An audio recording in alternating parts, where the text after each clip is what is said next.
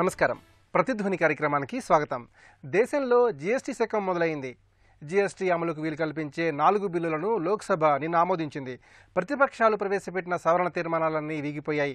ఇక దేశమంతటా ఒకే పన్ను వ్యవస్థకు మార్గం సుగమమైంది. దేశ సమాఖ్య వ్యవస్థలో జీఎస్టీ నిరుపమాన ప్రయోగమని ఆర్థిక మంత్రి అరుణ్ జైట్లీ అభివర్ణించారు. వస్తువులు సేవలపై 5, 12, 18, 28% 4 స్లాబులుగా జీఎస్టీ కొత్త పన్ను రేట్లు ఉంటాయి. ఆహార ధాన్యాలతో పాటు వినియోగ సూచికలో ఉండే 50% వస్తువులపై ఎలాంటి పన్ను కూడా ఉండదు. జీఎస్టీ అమలుతో దేశ వృద్ధి రేటు పెరుగుతుంది. కొన్ని వస్తువుల ధరలు కూడా తగ్గుతాయి. ఈ నేపథ్యంలో జీఎస్టీ అమలు ప్రయోజనాలపై ప్రతిధ్వని చర్చను చేపట్టింది. ఈ చర్చలో పాల్గొంటున్న ప్రముఖులు టి వివేక్ గారు, వాణిజ్య పన్నుల శాఖ మాజీ ఉన్నతాధికారి, Telangana state public service commission సభ్యులు, ఎంవి రాజేశ్వరరావు గారు, ఫ్యాప్సీ మాజీ సెక్రటరీ జనరల్, ఆర్థిక అంశాల విశ్లేషకులు, ఎంఎం శ్రీరామ్ గారు, ప్రముఖ పారిశ్రామికవేత్త, సెక్ industries private limited director, BS Rambabu గారు, బ్యాంకింగ్ రంగ నిపుణులు, ఆర్థిక అంశాల విశ్లేషకులు.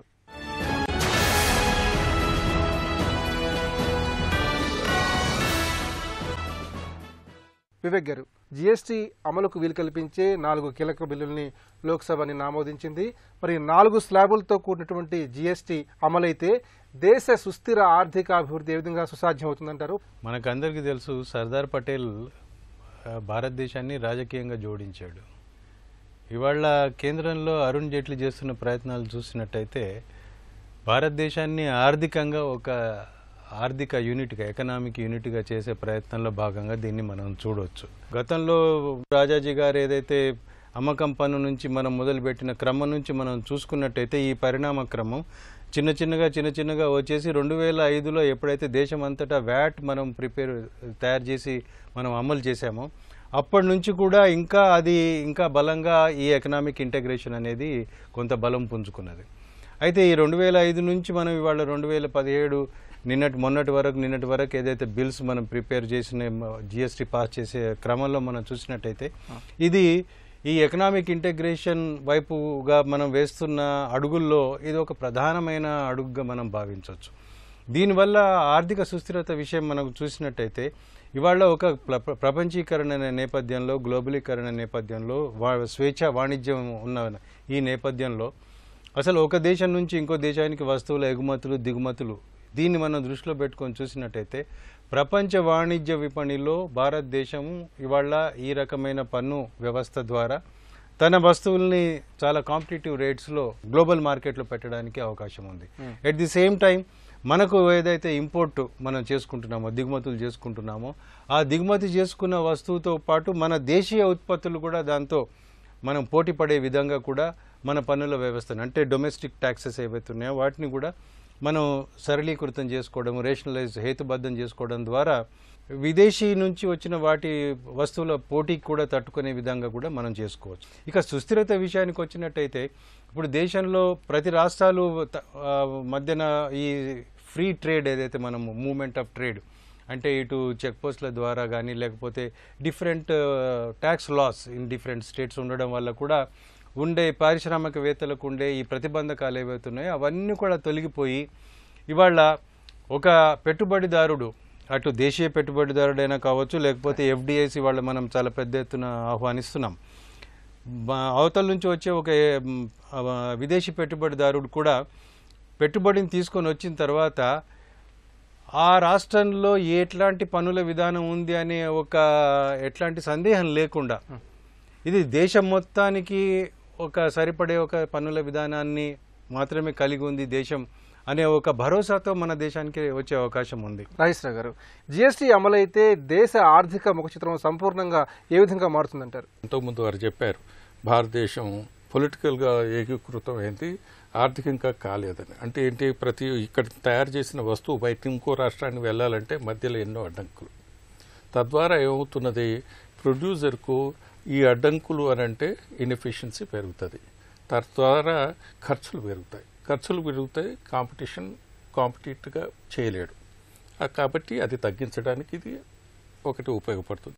కాంపిటేటివ్గా ఎప్పుడైతే అన్ని విపణిలో అన్ని రాష్ట్రాల్లో అదే ధరతోటి ఎప్పుడైతే అమ్మగలుగుతాడో వాడి యొక్క మార్కెట్ పెరుగుతుంది.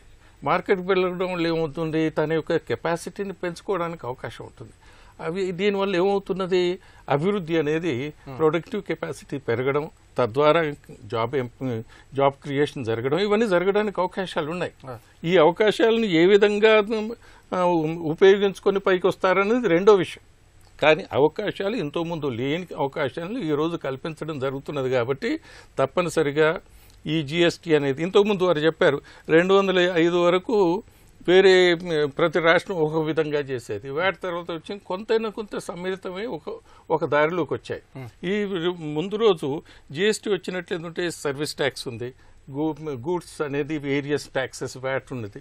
ఇవన్నిటిని కనుక ఒకటి వేసినట్లేదు ఉంటే ట్యాక్స్ అండ్ ట్యాక్స్ కూడా ఉండదు, అదనంగా ట్యాక్సులు పడడానికి ఉండదు, ఒక విధమైనటువంటి హోమోజనైజేషన్ అన్నిటిని కలిపి చేసినటువంటిది వస్తుంది. అప్పుడు ఏమవుతుంది కదా అంటే ఇన్వెస్టర్ కూడా ఇన్వెస్ట్ చేయడానికి ముందు కొత్త ఇన్వెస్ట్మెంట్స్, ఎక్స్పాన్షన్ ఏం చేయాలన్నా కానీ ఈ దృష్టిలో పెట్టుకొని చేయొచ్చు. టుడే గ్లోబల్ ఎకానమీ తీసుకోండి, ఇండియన్ ఎకానమీ తీసుకొని ఎంత కాంపిటేటివ్ స్పిరిట్గా ఎంత తక్కువ ధరలో మీరు ఈ విపణులకు మార్చగలరు అనేది చేసేటువంటి ప్రయత్నం ఏదైతుందో దానికి ఇన్వెస్టర్కును తర్వాత జాబ్ క్రియేషన్కు ఎన్నో సదుపాయాలు కల్పించేటువంటిది. కాబట్టి జిఎస్టీ చాలా అవసరం. శ్రీరామ్ గారు, పన్నుల సంస్కరణలకు సంబంధించి జిఎస్టీ అనేది ఒక విప్లవాత్మకమైన ముందడుగు. మరి జూలై 1 నుంచి ఆరంభం కాబోయే జిఎస్టీని పారిశ్రామిక వర్గాలు ఏ విధంగా స్వాగతిస్తున్నాయి? పన్ను మీద పన్ను కాకుండా ఒక వస్తువు ఒక తయారు దగ్గర నుంచి ఒక కన్జ్యూమర్ అంటే అమ్మకం దాకా వినియోగదారుడు వెళ్లే వరకు కూడా ఒక క్లారిటీ ఉండటము, ఎండ్ ప్రొడక్ట్ మీద ఎంతవరకు పన్ను పడుతుంది అనేది కూడా ఈ చట్టం ద్వారా క్లారిటీ ఇచ్చారు. మీరు చూశారు, ఎక్సెప్ట్ ఏదంటే బాగా ఎక్కువగా వాడేటువంటి ఇంపోర్ట్ చేసినటువంటి ఆయిల్ ఉత్పత్తుల మీద కాకుండా మనిషి ఆరోగ్యాన్ని హరించేటువంటి త్రాగుడు అండ్ సిగరెట్లు, ఆ 3 వదిలేస్తే మిగతా ప్రతి ఒక్కరు వాడేటువంటి ప్రతి వస్తువు మీద కూడా 4 రకాల స్లాబులతోటి ప్రభుత్వం మోరల్లెస్ ఒక క్లారిటీకి రావడం జరిగింది. సో అందువల్ల ఏంటంటే తయారు చేసే వాళ్ళకి అలాగే కొనుగోలు చేసే వాళ్ళకి కూడా ఏ వస్తువు మీద ఎంత ట్యాక్స్ ఉంటుందని తెలుస్తుంది.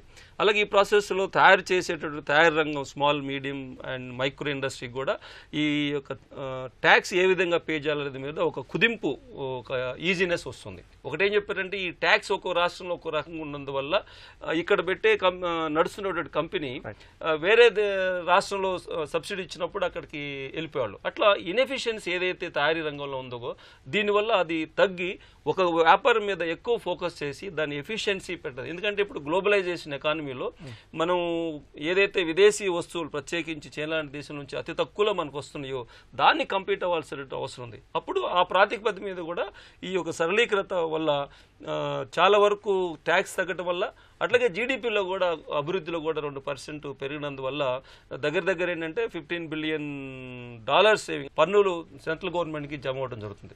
రాంబాబు గారు, ఆహార ధాన్యాలతో పాటు వినియోగదారుల సూచీలో ఉండే దాదాపు 50% వస్తువులపై ఎలాంటి పన్ను ఈ కొత్త విధానం ద్వారా విధించడం లేదు. మరి పన్నుల విధానంలో సరికొత్త మార్పుల వల్ల ద్రవ్యోల్బణాన్ని ఏ మేరకు కట్టడి చేయవచ్చు అంటారు? ఇది యాక్సెప్ట్ అయ్యి ఇంప్లిమెంటేషన్ ప్రాసెస్లో కొంత ద్రవ్యోల్బణం పెరిగేటటువంటి అవకాశాలు మాత్రం ఖచ్చితంగా ఉంటాయి దీంట్లో. ఇది గత 6-7 సంవత్సరాల కాలంగా మనం ఈ జిఎస్టీ బిల్లుకు ఒక తుదిరీపు ఇవ్వాలనేటటువంటిది ప్రజలందరూ వింటూనే ఉన్నాం. ఫైనల్గా ఒక రూపు అయితే వచ్చింది దీనికి.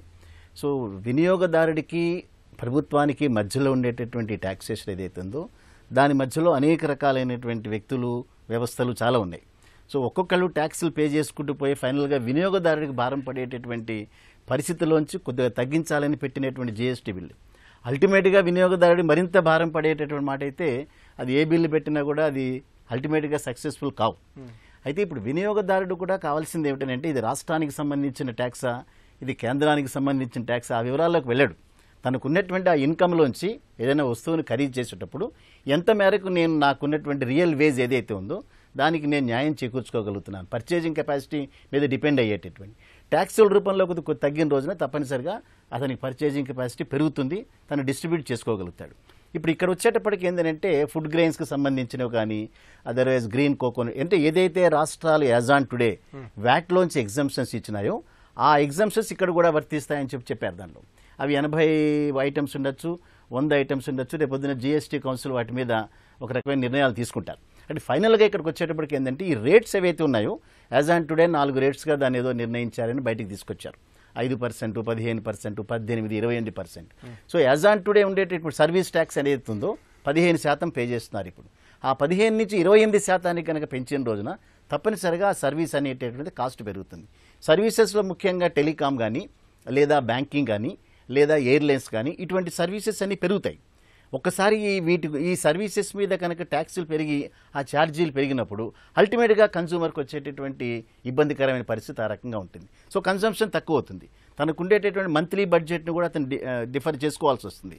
ఇవన్నీ కన్సూమర్కి సంబంధించింది. బట్ కేంద్రానికి సంబంధించింది ఒకే ఒక పన్ను వ్యవస్థను తీసుకురావటం అనేటటువంటిది అది సరళీకృత పన్ను విధానం అన్నా, సంస్కరణ అన్నా, ఏ పేరు పెట్టినా కూడా అది ఆహ్వానించదగిన పరిణామమే. వివేక్ గారు, జీఎస్టీ అమలుకు సంబంధించి కేంద్ర రాష్ట్ర ప్రభుత్వాల మధ్య ఎలాంటి సమన్వయ దృక్పథం ఉంటే మెరుగైన ఫలితాలను సాధించవచ్చు?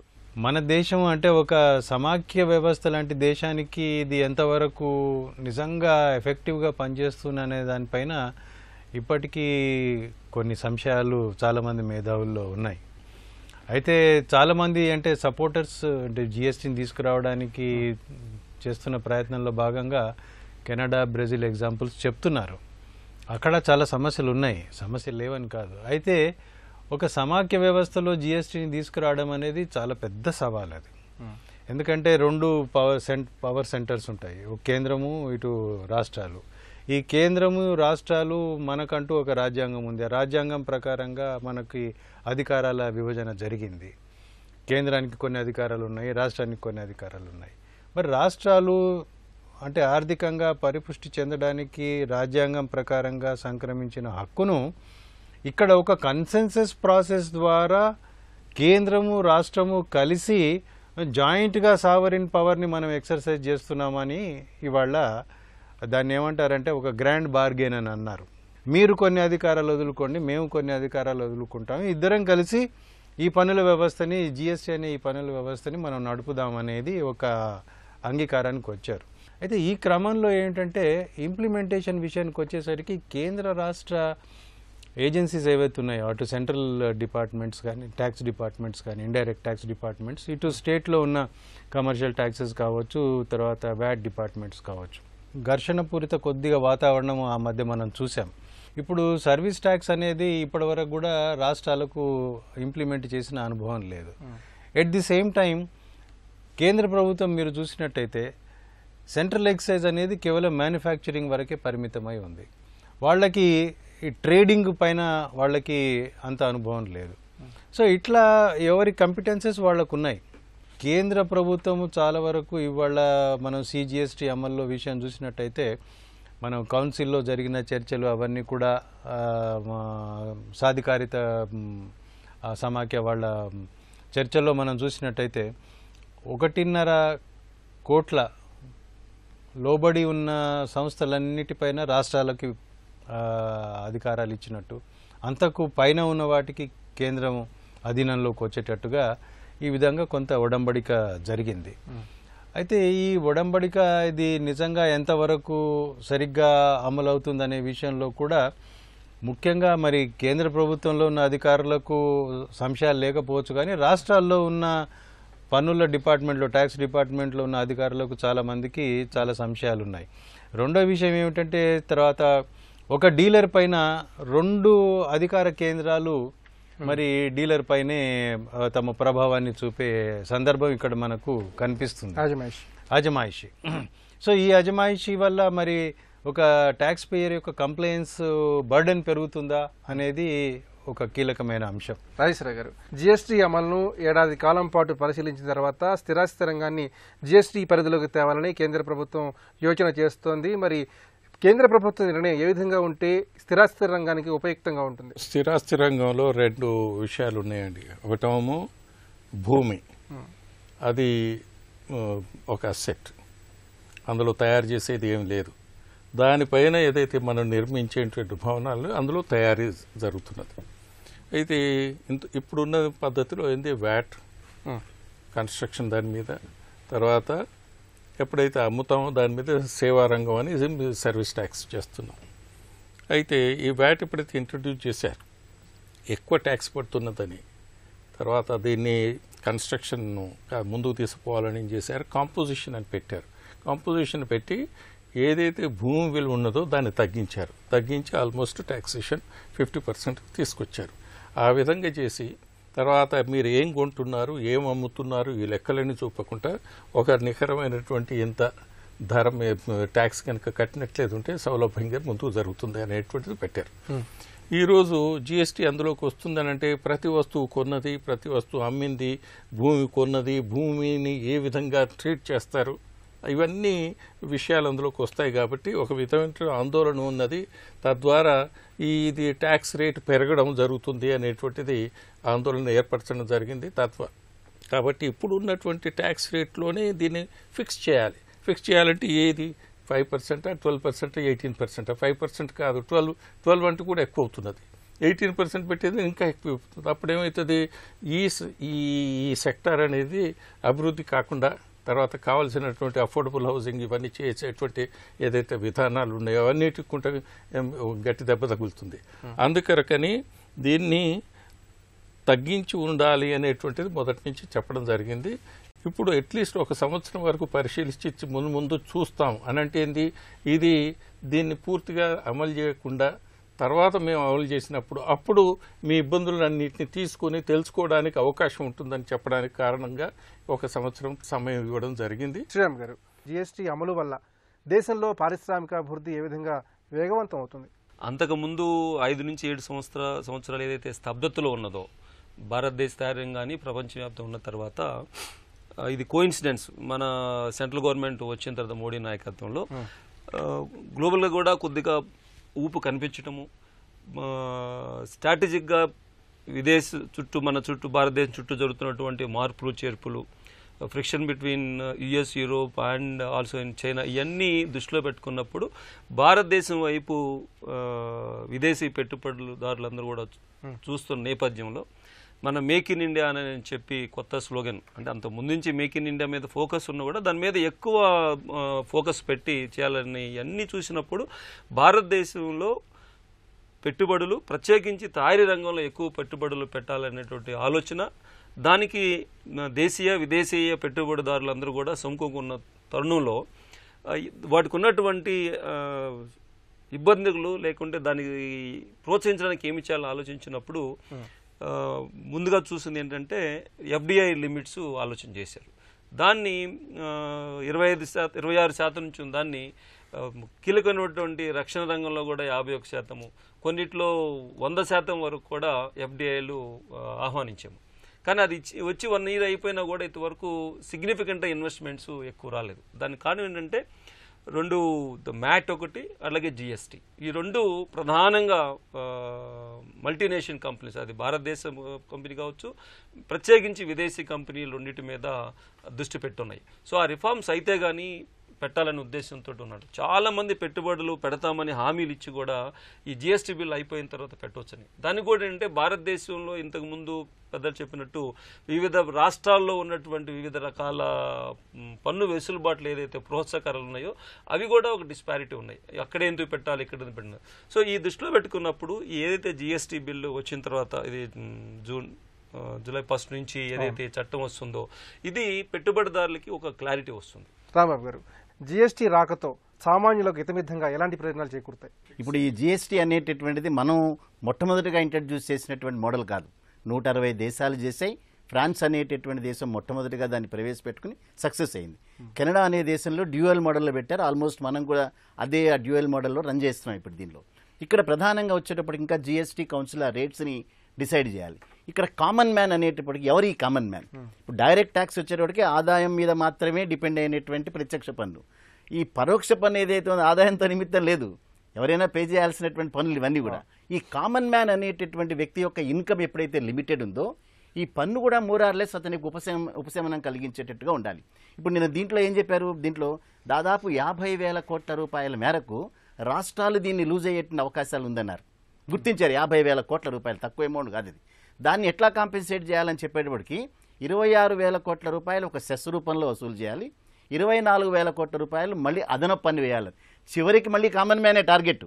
ఇక్కడికి వచ్చేటప్పటికి మొత్తం 50,000 కోట్ల రూపాయలు మళ్ళీ వీళ్ళ దగ్గర నుంచి వసూలు చేసి రాష్ట్రాలకు పంచాలి. ఇది సో ఇవన్నీ కూడా ఎంత లోతుగా కనుక దీన్ని పరిశీలిస్తే అల్టిమేట్గా కన్జ్యూమర్ని టార్గెట్ చేసేటట్టు. కానీ వారన్న నిన్న ఒక 3 స్టేట్మెంట్స్లో పన్ను వసూళ్లు తేలిక, అది ఏమిటో తెలవాలి, తేలిక ఏమిటన్నది. అట్లాగే పన్ను వసూళ్ళన్నీ కూడా ట్రాన్స్పరెంట్గా ఉంటాయన్నారు. సో అంత ట్రాన్స్పరెంట్గా ఎట్లా వస్తుందో దాన్ని కూడా అనుభవంలో మనకు తెలవాలి. మూడోది పన్ను ఎగవేతదారులు ఏవైతున్నారో వాళ్ళు ఇక ఫ్యూచర్లో చాలా కష్టం అన్నారు. సో ఇవి చాలా వ్యాలిడ్ స్టేట్మెంట్స్ ఇవన్నీ కూడా.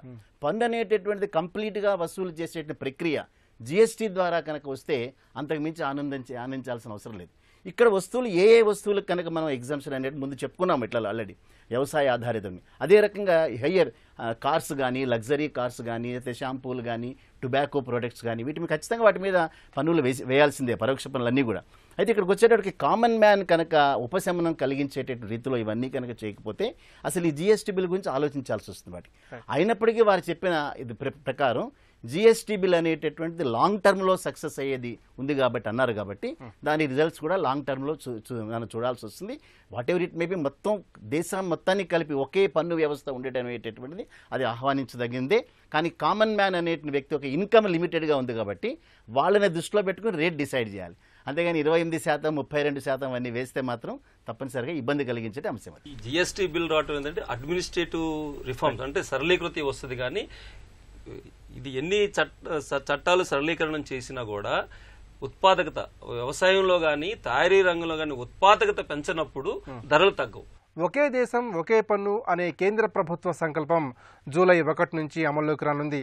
జీఎస్టీ అమలుతో దేశ ఆర్థిక వ్యవస్థలో సుస్థిరాభివృద్ధి సాకారం అవుతుంది, వృద్ధి రేటు కూడా ఊపందుకుంటుందని నిపుణులు అభిప్రాయపడుతున్నారు.